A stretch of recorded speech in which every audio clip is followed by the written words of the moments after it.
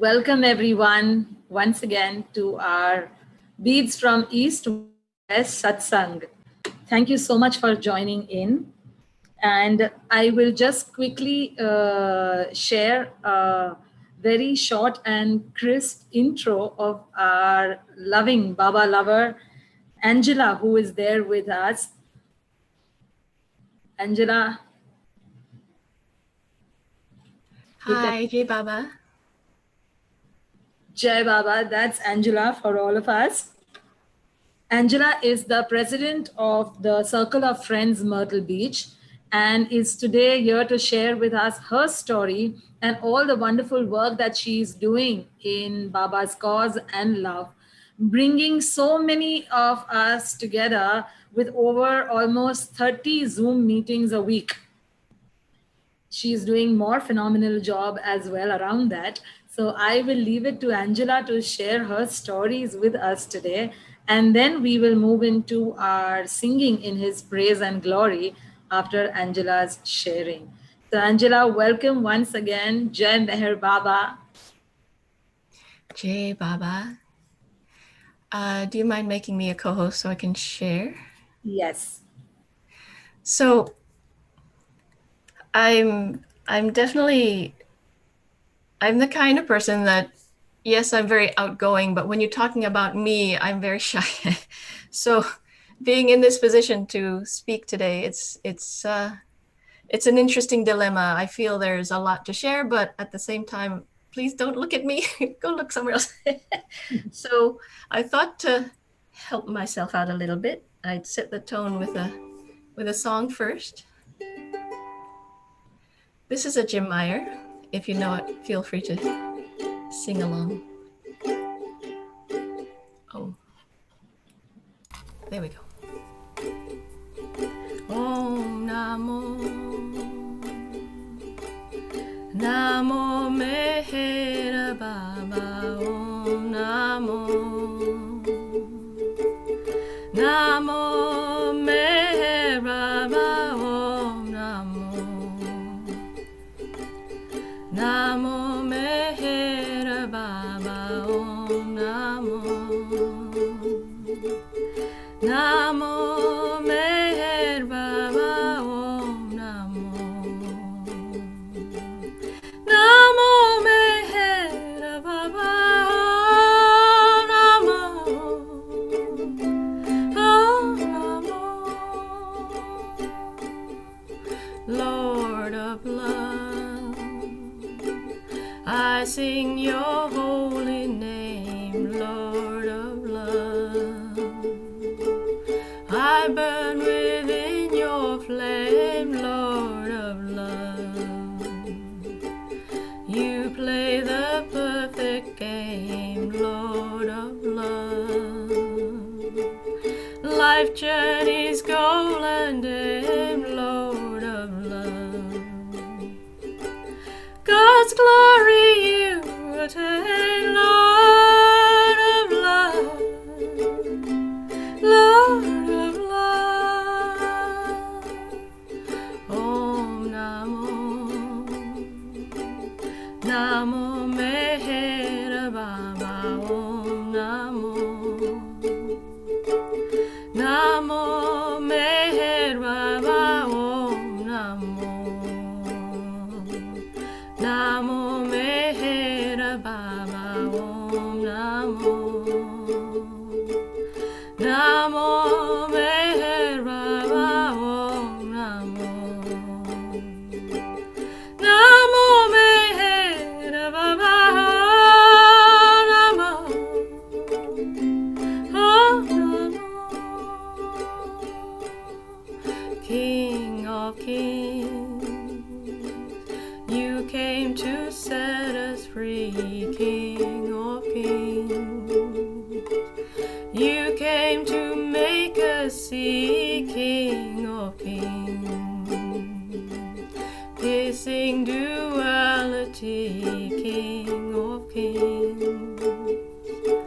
You heard our heartfelt pleas, King of Kings. Awake your devotees, King of Kings.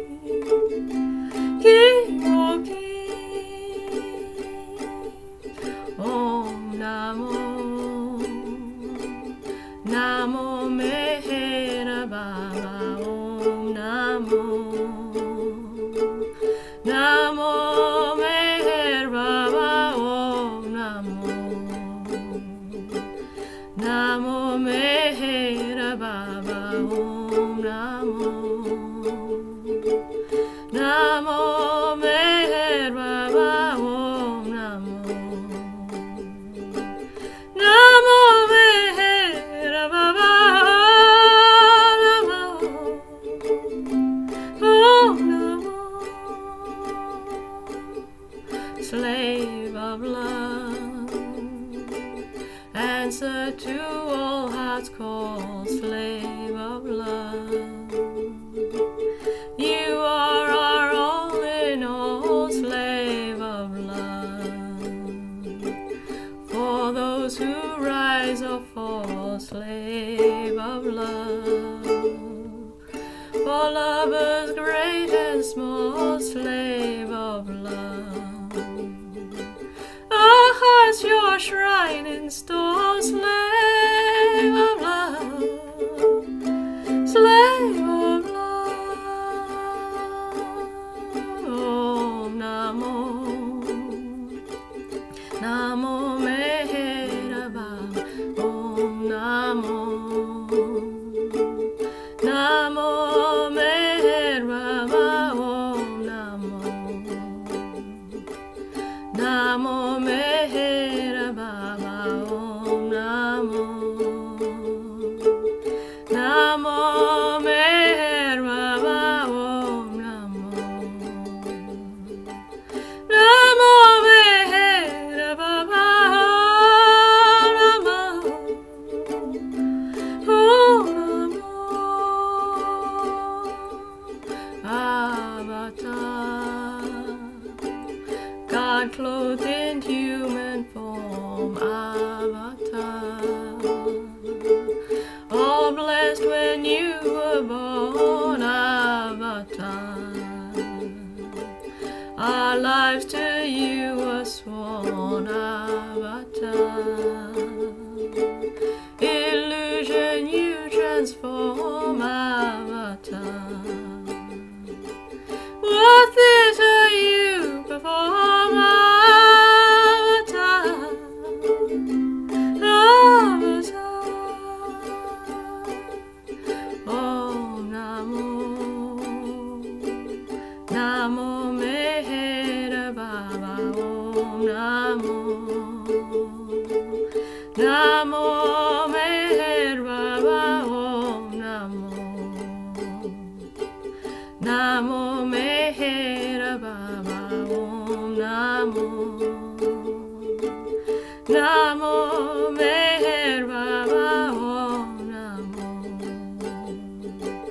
Namo Meher Baba, Om Namo, Om Namo,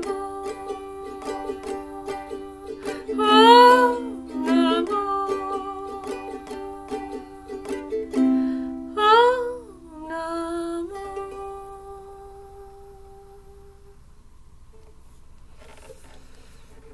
Jai Baba. Well, that helps me. Hope it helps you too. I feel less nervous. All right, so I thought that I would just start with that because if there's anything that I say that in any way construes that I think that I'm any big deal, please remove that notion. Baba's first, and my joy has been to bring Baba lovers together. And I just wanted to spend some time together reviewing some of the ways that I've done that in my life. It's for whatever reason, my karma and my sanskaras and all of those things. It's nothing about me or glorifying me, or please just, if anything I say construes that way, please just do not believe it. It's not my intention at all. So that having been said, I thought I'd start today with talking a little bit about my Baba story. And oh yes, and the other thing I wanted to say was I apologize in advance. I only had a couple of days notice to pull this together. And so I don't have everything that I would have liked to show you in picture form, but it just is what it is. So we'll just have to make do. So to start with my Baba story, let's go way back. Oh, well, maybe not this far back. That was a joke. I know, it's not very funny. So this is when I'm 3, and I thought that I would just share some cute pictures because that'll make me less nervous too. So I did have some interesting experiences as a young person. I grew up in Nairobi, Kenya, to Chinese parents. And this is approximately the age that I first heard about Baba. This is probably a couple years before I first heard about Baba, and that's just a picture of me holding my book. It's a memoir about my life. So it's not necessarily my Baba story. Anyway, so I first heard about Baba through, so I was going to college. I was going to Yale University, and there was a group of Tai Chi practitioners that would meet, and they met on their own, and every third week or so, a visiting Tai Chi teacher would come, and he would give us extra pointers, etc. So this one individual, he was already a Baba lover from an early age. He's the nephew of someone who was at the East-West gathering. So I started to spend more time with him, and actually he became my husband and then later my ex-husband. That's a whole nother story. So I was just out of college, and I was actually still in college when I met him, but just coming out of, senior year, and a little bit questing to find answers and meaning in life and all those things. And ironically, I grew up in a household where there was no particular religion or spirituality. It was a situation where my dad believed in the goodness of humans. So that's something. And he believed in that goodness being kind of bigger than us. So so there was that. So he was very anti-religious, though. He was against any organized religion, and that was definitely important to him. So I grew up in an environment where we didn't especially talk about spirituality or spiritual ideals or anything of that sort. So when I first was interested in Tai Chi and sort of higher questions, Tai Chi is actually, it's a physical study, but the context of that physical study is that the physical movements are a kind of metaphor for spiritual principles. So as I started getting into it and I started asking more questions of this Tai Chi teacher, he would start referring to all the different things that he knew about, and then he would pull down Meher Baba, and the Baba answers would just answer every question. I mean, it was like a final answer to anything that you could possibly be asking, because the way that Baba explains things, it's so definitive, so clear, and there's no intellectual fluff around it. There's no showing off, no intellectual fireworks, fancy words for the sake of impressing anyone. So you all here understand what I'm talking about. So for me, in the forward direction of my life, of the living it in a forward direction, I feel that coming to Baba was like walking into a lake that, it's just a step at a time, and next thing you know, I'm up over my head. In the reverse direction, when I look back, there are certain things that were quite sweet. I call it a trail of breadcrumbs, and Bauji used to talk about how Baba would talk about laying a trail of breadcrumbs so that birds would come along, and then he'd catch them with a net, and that's very much what it feels like in my story. When I look back, one of the things that was interesting is that my now ex-husband, he lived in Bronxville, and that was easily accessible by the Bronx River Parkway, which is the the old highway that people used to travel from Westchester to get into Westchester County to get into New York City. And Baba was going up and down that road twice a day, when, one round trip every day, when he was living in Scarsdale, which is just a couple of towns away from Bronxville. So I was close to the Scarsdale house, and Baba was going up and down that road that, we lived right near. And so there's a kind of pilgrimage feel to that little piece of it. But the real kicker that got me was when I was in acupuncture school. I was looking for just a part-time job, something with a lot of flexibility. And I even remember thinking the thought that, oh my gosh, this is so hard, and I really need it to be just like so, flexible, that I can still go to school and this is impossible. And the next day there was this ad in the paper that was, he called it, my boss at that time called it a guy gal Friday. So somebody to do just about anything, hours flexible, come meet me at such and such a place, call me to set up an interview. And I remember, even though at that time I wasn't quite a Baba lover, I remember that it felt miraculous, like something Baba happened here. And even though I didn't have the language for it at the time, it just really felt like there was something that was meant to be. So I go there, and it's 33 West 67th, and this office happens to be on the top floor. And as I'm working for him, one of the things he has me do besides work for his company is also do some personal stuff on the side. And he was having me put together his family tree. And because I was working on that, I got to see his apartment, and his apartment was the first floor of that same building. I'm telling you all this because I was riding up and down that elevator, and I even got to visit one of the apartments in that building. Years later, Darwin Shaw's book comes out, As Only God Can Love. Isn't that anyway? And the big tome, the biography, autobiography. So in it, Darwin is very generous with all the details. He tells us as much as he possibly can, and he gives addresses. And I'm reading along, and there, holy mackerel, 33 West 67 was Ivy Deuce's address. And she lived on the third floor. And this building was small and upright, and each floor was 2 stories.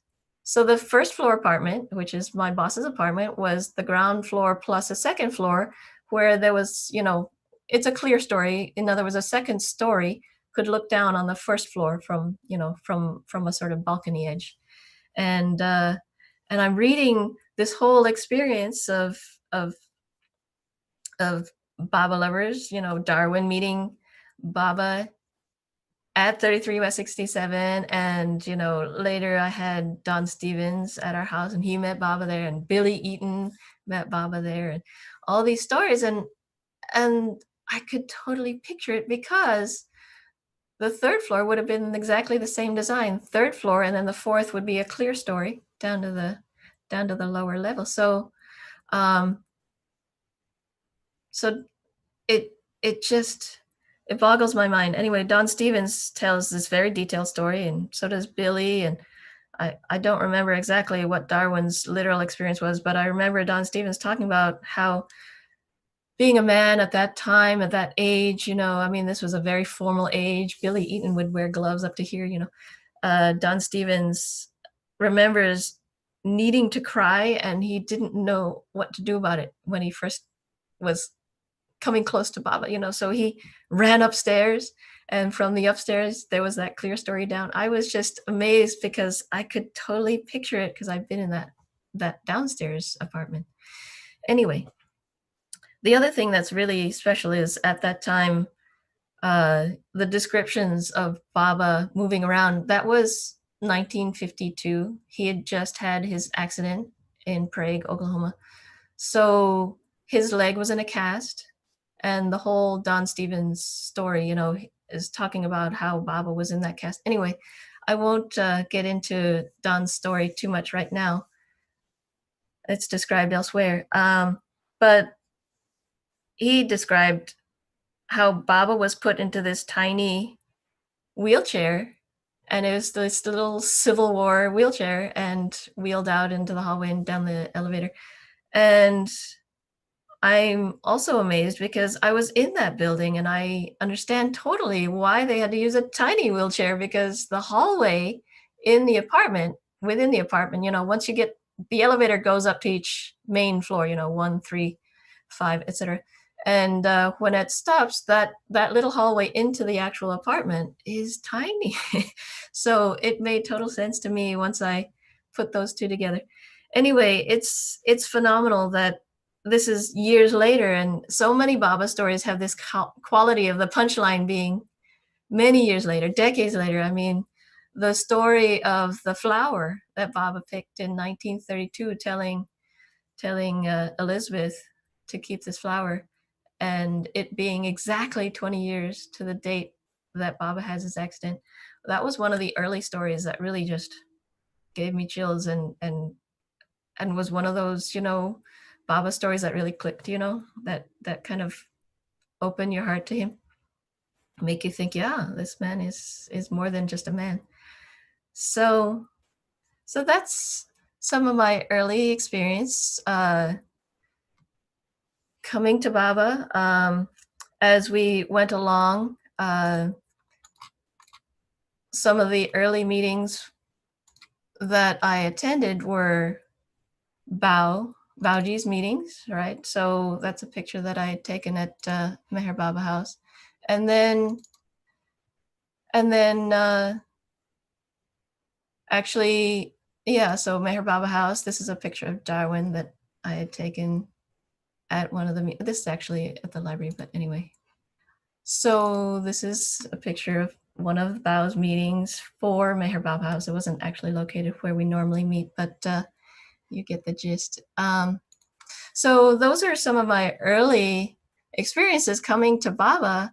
And I was starting to, at that time, my ex was a Baba lover, but not that active in the group.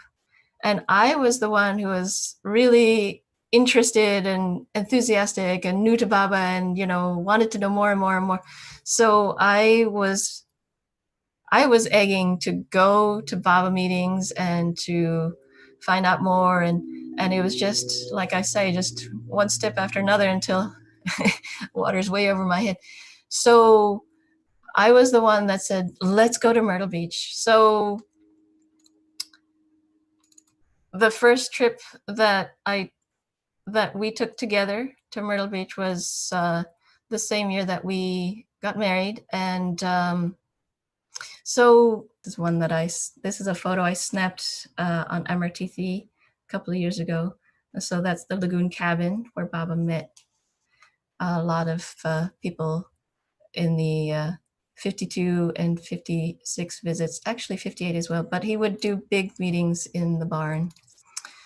So one of my first visits, that was the first visit, there were people who were sitting around the refectory, and one of the things that fascinated me the most was people's Baba stories. So I totally, even though everyone personally feels that their own Baba story is no big deal or whatever, it's my story, I personally completely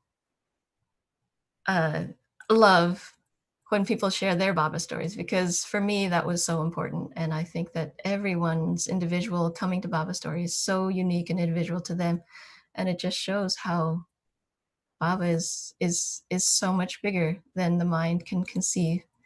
So on the flight back from Myrtle Beach to New York, I remember tugging on my ex-husband's arm and saying to him, I think I'm a Baba lover. And it was the first time that I'd used that term. So Meher Baba House, I don't have nearly as many pictures as access to as many pictures as I have. One of the things that happened, so I was going to speak today about some of the things that I've done as far as Baba work. So this is kind of where it starts. So I was totally excited, enamored, delighted, wanted to know more. I was in that enthusiastic young person, just finding Baba mode. You all remember that mode.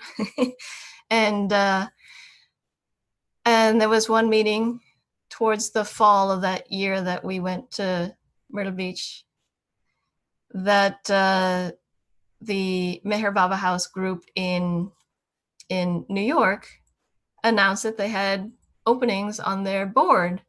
And it just struck me like lightning that I had to participate in some way. And I look back and I shake my head at my overzealousness. I immediately wanted to become the president and do 100 things. And so the very first board meeting I attend, I also proposed myself as president. The current president and I had spoken, and he said, yeah, I guess I am tired. Go ahead. And that very first meeting, I took the reins, and I was on fire. I was all excited and like, this is what we'll do, and this is what we'll do. And I put in so much time and energy. Like I say, this is not about glorifying me. I just was just full of fire for Baba. And Meher Baba House had been run by individuals who had been doing it a certain way and, a little bit tired in certain directions. So, getting the word out to meetings and this sort of thing. And this is, remember, this is before email was even quite that big. And certainly before Facebook. Can you imagine a world without Facebook? It was before Facebook.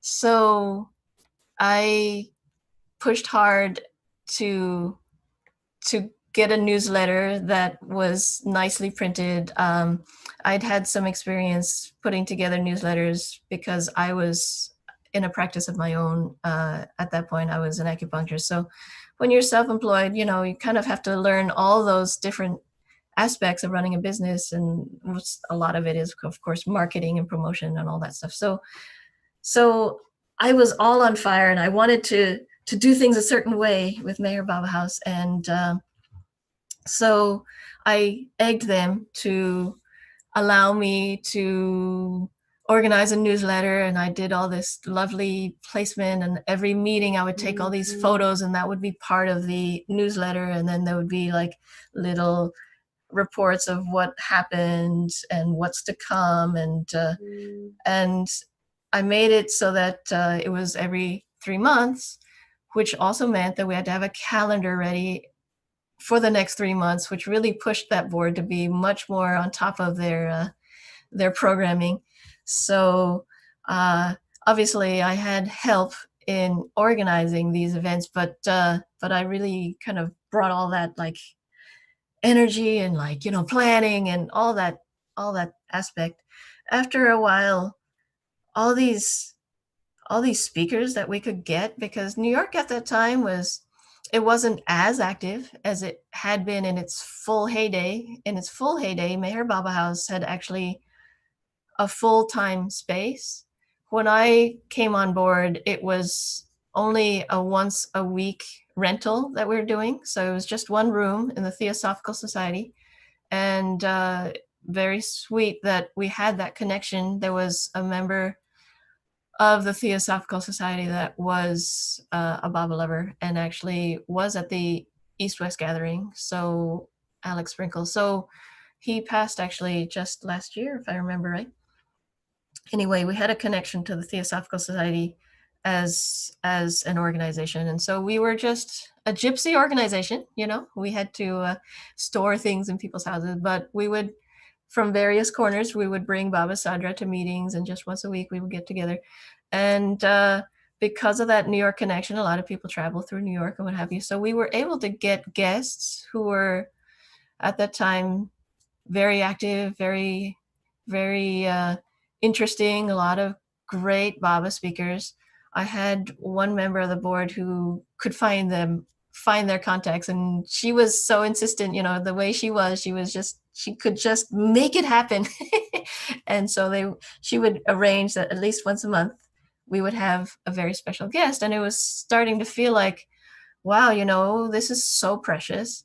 So I invested in video equipment. So then once a week, once a month, I was dragging video equipment with lights and microphone and all this stuff. So I was really getting so involved. I was whipping the calendar into shape on a deadline and doing this newsletter and taking photos of people at the meetings and then taking video and then making those videos available to people. And it was just, the the the irony of it all. I was putting in enormous amounts of energy, but it couldn't last. And by about 3 years or so, uh, the situation just sort of exploded.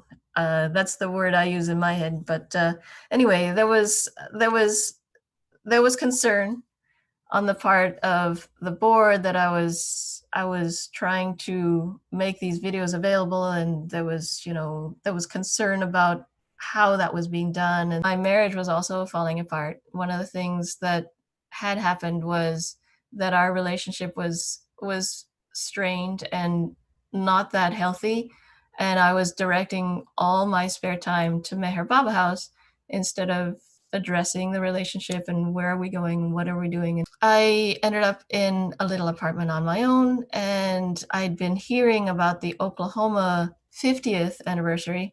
And when the 53rd came about, I think it was 53, when the 53rd Oklahoma Sahabas, 53rd anniversary of the accident, Oklahoma Sahabas, was announced, in my head, I just said, have to go. I don't know how, why, what, but I just have to go. So they were creating a new center because they had just bought the Burleson house. And the energy around the Oklahoma group at that time was so exciting that I just had to join. And here I am. I'm in New York, but I've joined the board of a group that is based in Oklahoma. One of the things that we did was that every year we'd have a board retreat where we had to go to be on site, and we would call it a work retreat. And we would, I think I have some photos. We had to trim the overgrown bushes and keep up the yard clean. There were various members of our group who would come together, and some would deep clean and some would, and then we would have hours worth of board meeting that would basically be a very intensive, and then otherwise we met by phone. So the Oklahoma phase. Oh, I didn't mention the Northeast Gathering anyway. Like I say, this is a long story. With Meher Baba House, there was a connection to. There was a connection to the Northeast Gathering, and from the earliest time of my joining Meher Baba House, I got fascinated by the bookstore.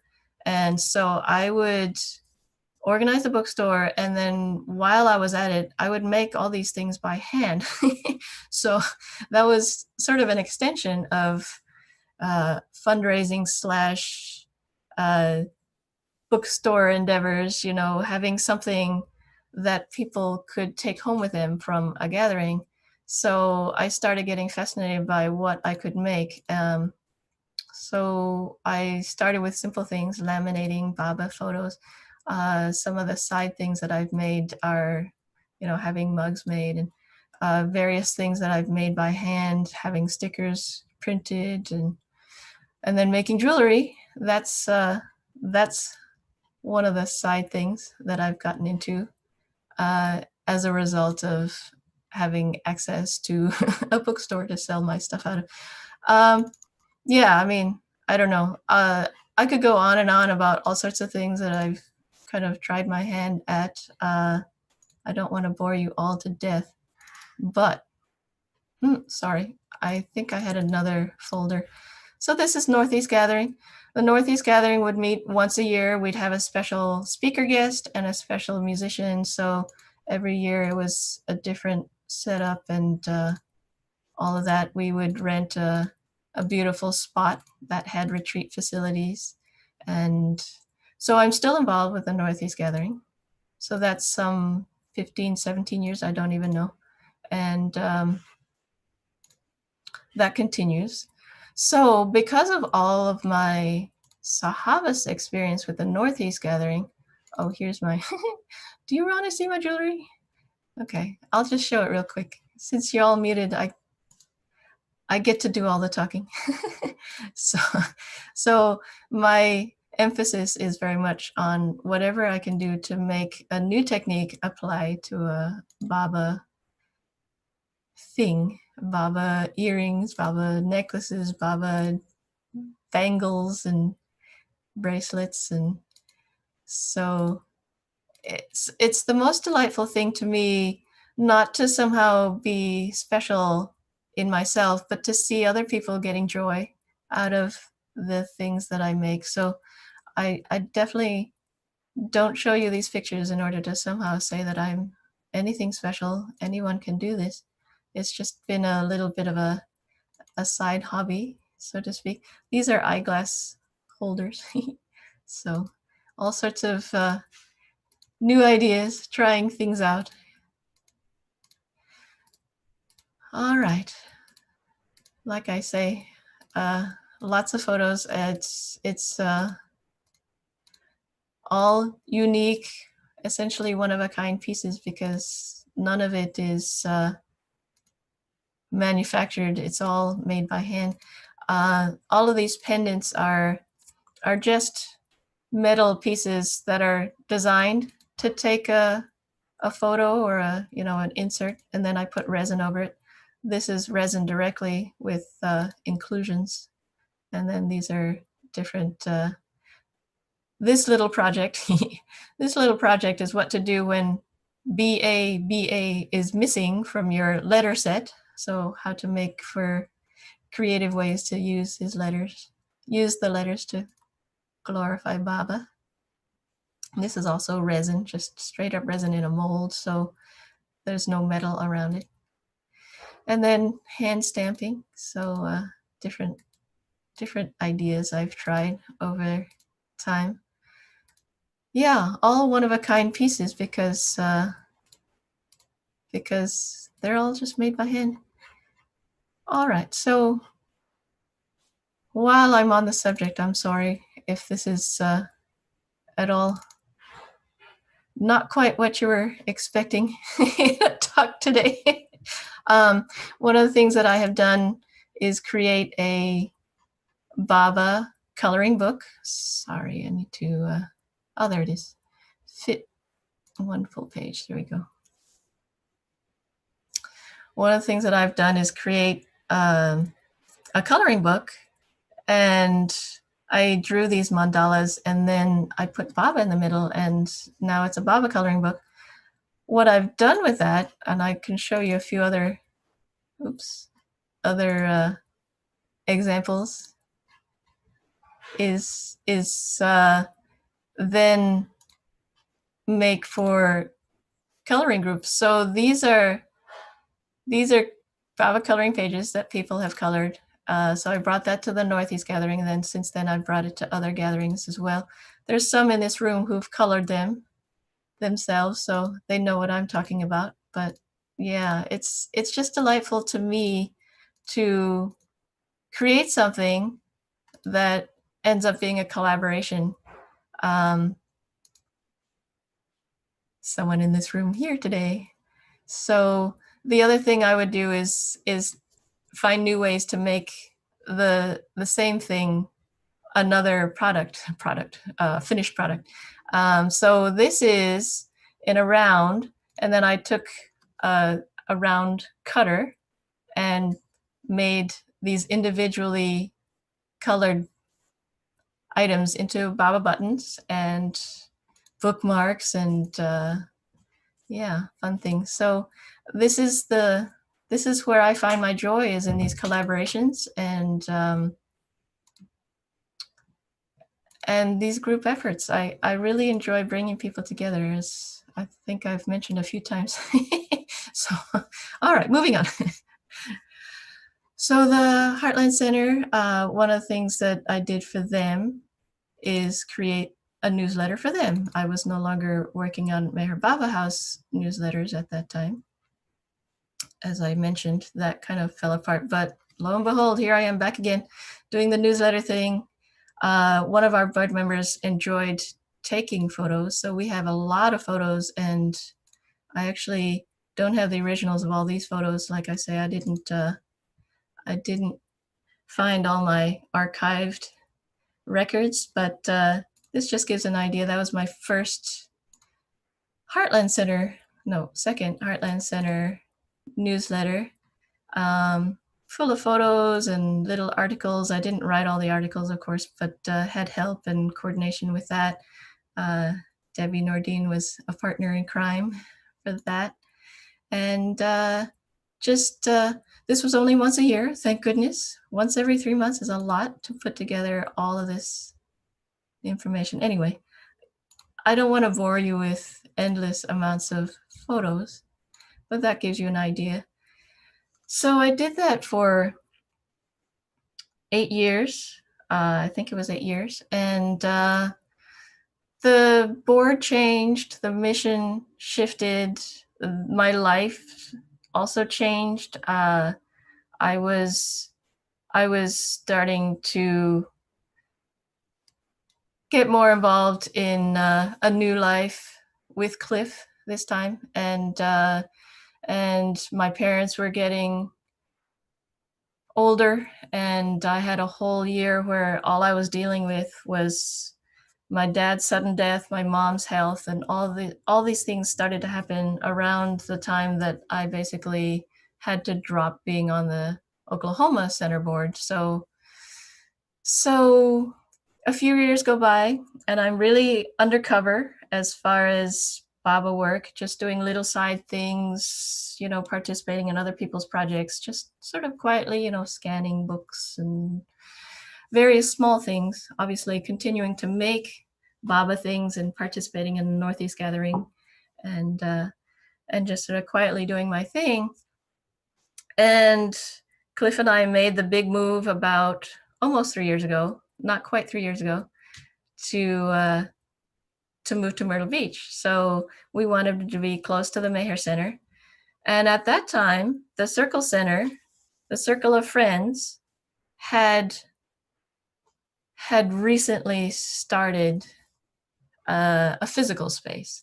So they'd been an organization just sort of meeting in people's houses, sort of a gypsy organization that I know well,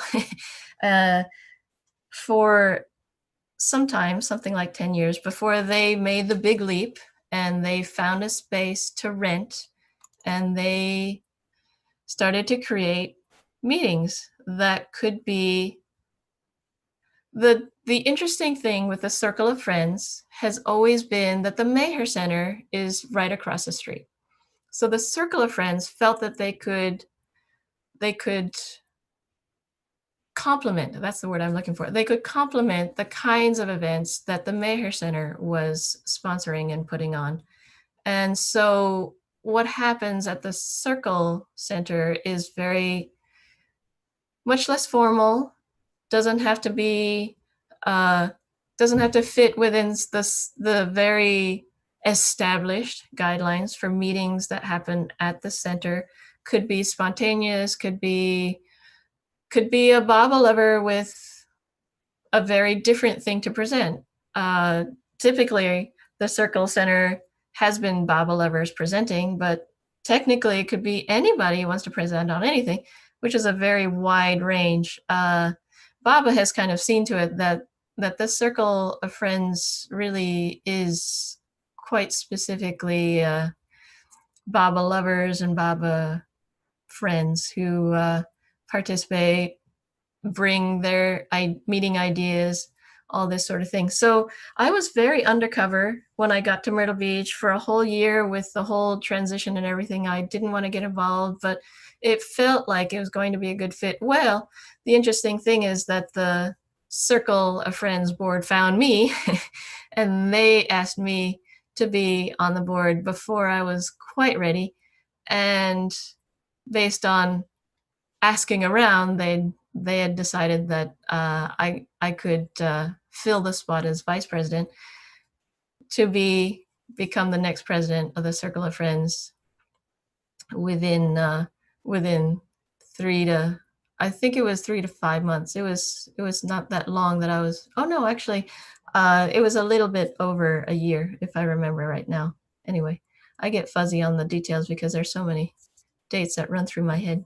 So they all run together after a while. So anyway, so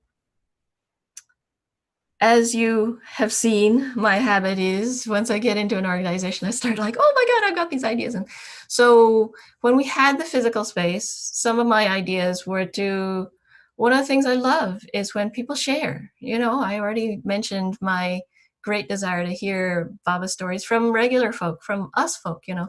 It doesn't have to be someone who's met Baba, you know, umpteen times and can tell you all the time that he's met Baba and all those detailed stories. Yes, those are fabulous, fabulous. But we're in an age where there has to be something else that brings us together to remember Baba, other than somebody telling us how it was for them and spending an hour talking to us and we're listening. You know, there's got to be other ways to meet. And one of the things that I was really excited about was somehow bringing together people to just share, to have circle sharing. It was actually an attribute of the Northeast Gathering that when the Northeast Gathering meets for a whole weekend, it's a Friday night, Saturday all day, Sunday half a day. The Southeast Gathering is actually an extra day from that. So that's exciting. The more days you spend together, the more that Sahabas feeling really sinks in. I wanted to bring to the Myrtle Beach area some idea of Sahabas. Ironically, there's a youth Sahabas, and then when people would ask, well, what about us? Where's the Sahabas for us? The answer would be, the stock answer would be, oh, every day is a Sahabas for everyone at the Meher Center. But I really wanted that feeling of coming together, especially rather than coming and you're just an individual coming on retreat and good luck to you if you're going to have a Sahavas experience or if it's just going to be sort of going to the beach and eating your own dinners and having, you know, a very individual event. I wanted this to definitely be Sahavas, like everyone made the appointment to come together. And so I tried to do these what I called MiniSahabas. We have plenty of community in the area, and we have plenty of people who actually travel in and out of Myrtle Beach because they're here on pilgrimage to the Meher Center. I wanted to create Sahabas, you know, where people actually spent hours together. And I would call it MiniSahabas because it was only an afternoon on a Saturday about once a month. I tried to do that for, I think, 6 or 7. And it started running out of steam for the winter. And then lo and behold, COVID happened this spring. So I was planning on starting up Sahavas planning again right around when COVID happened. So one of my long-term goals with the Circle of Friends was going to be to somehow include others in the fact that in Myrtle Beach, we do have a richness of participants. We have a richness of local community, and we have a richness of people who are traveling through. And, you know, to build around those guests some sort of special, some sort of sorry, I'm losing my words, some sort of an outreach where the community, the Baba lover community at large, could somehow participate in some of that fun, excitement, and liveliness of having a very active Baba community here. One of the reasons we moved here, of course, is that there are a lot of Baba lovers here, and you can almost, I mean, if you're of the mind to, you can have a Baba meeting just about every day, just simply walking the beach or sometimes meeting a Baba lover at Walmart and then attending Meher Center events, the Circle of Friends events, the people, some people have Baba events at their houses. They call it serenity meetings. I mean, just generally people having a birthday party, 20 Baba lovers will come. So that daily interaction, the liveliness, the intensity of that, I wanted to somehow transmit that. And I was thinking down the road, we would get into, finding the right channel for a live stream of physical events at the Circle of Friends.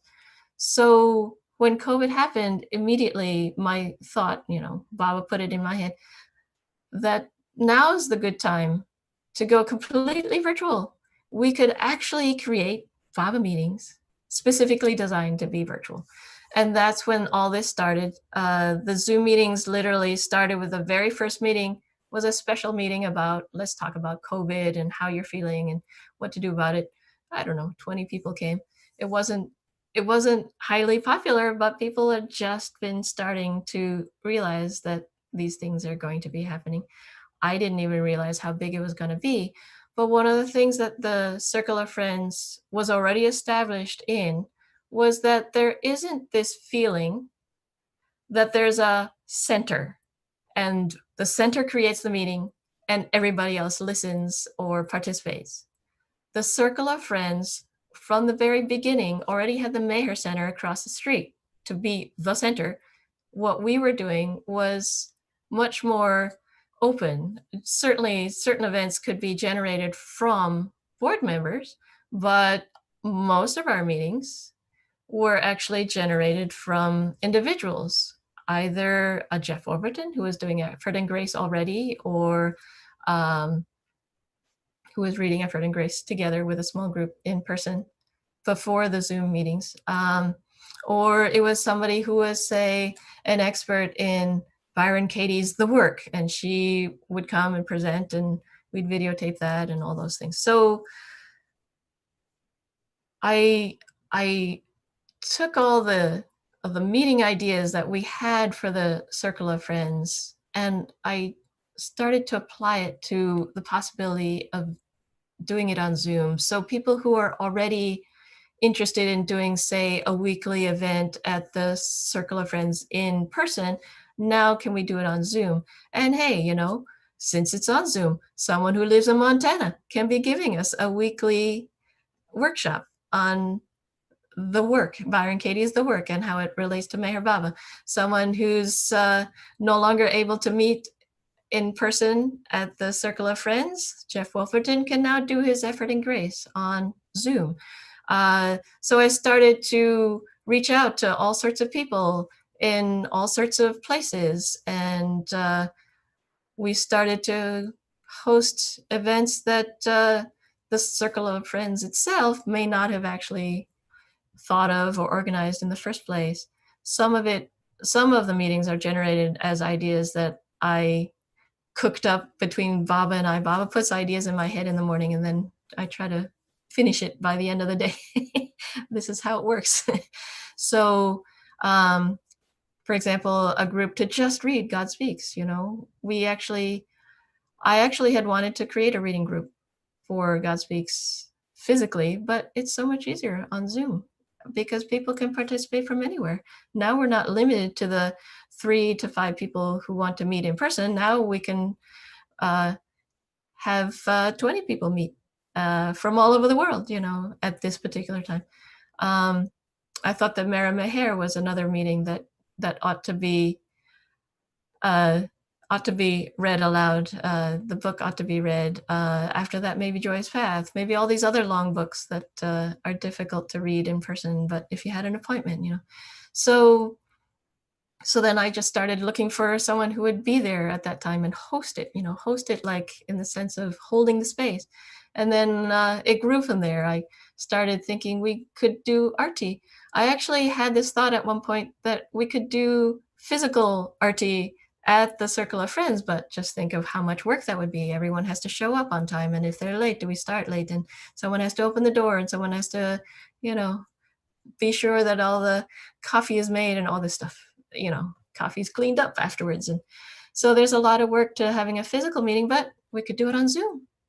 And then there's this way to raise hand, and you can, raise hand, and everyone can just share in a very timely, organized way, and they can share songs and poetry and reading, and they could even show artwork.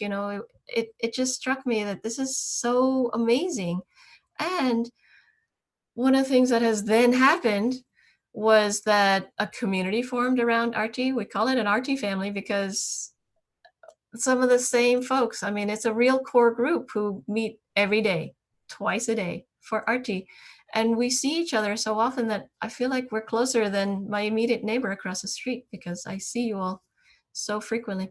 One of the things that has happened over the course of these months is that, one, we find a lot of comfort in each other's company because we're focusing on Baba, and we're able to bring all of our concerns, worries for others, our grieving for others, and loss and change and joys as well, celebrating happy things. We can bring it to each other and then bring it to Baba in that same way. But then as the months have rolled on, Baba has infused it in such a way that I've had help getting the word out to Indians, and now we're doing collaborations east and west where I'll post to certain individuals and they put it out on WhatsApp, and next thing you know, we have all of these Indians who are coming to the Circle of Friends meeting, and some of them would say, oh, when I found your group, such and such, it's been so great. And I think to myself, my goodness, it isn't your group, it's our group. The Circle of Friends has just grown to include all of you. We're all friends. We're all the circle. And that's our intention with all of these Baba meetings that we're putting on, is that any of you, if you have a meeting idea, can host a meeting. We create a situation where we'll make that possible. If your technology is not 100%, we'll find a way to host it. If all you have is time and energy to put towards it. If you're perfectly comfortable with the tech, then maybe you can host Arti, and you can, there's just ways in which we can use all of our excitement and enthusiasm for coming together to remember Baba and combining our efforts. This is a real community-driven effort. This is not a top-down kind of structure. This is a ground-up concept where any idea that could bring people together to remember Baba, we're all for it. We're so excited. So, gosh, I just realized how I'm just going on and on. So thank you, Angela, for this as well. And we will begin our sweet ending today with Angela leading Ustad Dhanyavad, followed by the recording of the Dhun after that, and Aarti, the Australian Aarti, which you all can do at your end while we will play it from here, and followed by 1 minute of silence. So thank you so much for listening on, and here goes Angela for us once again. Ustad, dhanyavad for everything. Ustad Dhanyavad. Yes, I'm so delighted. We're merging forces. We're marrying our two programs together perfectly seamlessly. So every day, the Circle of Friends hosts Arti at IST, in Mehrabad time, 7 a.m. and 7 p.m. So we normally have Arti at 7 o'clock on a Saturday anyway. So now we're going to combine our two forces, and our groups will truly be East and West. It's so exciting. So I hope that you'll come. And it will be recorded as well. So Ustad Dhanyavad, Ustad Dhanyavad, Ustad Dhanyavad, Ustad Dhanyavad, Ustad Dhanyavad, Ustad Dhanyavad, Ustad Dhanyavad, Ustad Dhanyavad, oh meher, Dhanyavad meher, Dhanyavad meher, Dhanyavad